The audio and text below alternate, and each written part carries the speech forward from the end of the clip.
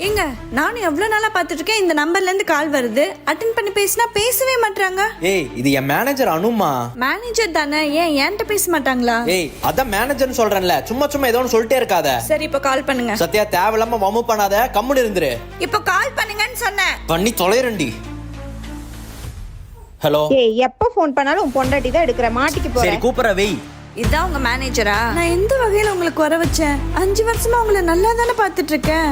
ஏன் இப்படி பண்றீங்க? என்ன குறை வச்சனா? உன்னால ஒரு குழந்தை பெத்து தர முடிஞ்சா? ஊர்ல இருக்கவங்க என்ன எப்படி பேசணும் தெரியுமா? நானும் ஹாஸ்பிடல் போயிட்டு தானுங்க இருக்கேன். நானும் ஹாஸ்பிடல் போன எல்லாம் சரியா இருந்தா நினைச்சேன். ஆனா ஒரு மயிர் இல்ல. நான் அவ கூட எப்ப வேணா எப்படி வேணா இருப்பேன். நீ மூடிட்டு தான் இருக்கணும். குழந்தை பெத்துக்க வக்கில்லாத நீ திமிரு பேசுறியாடி?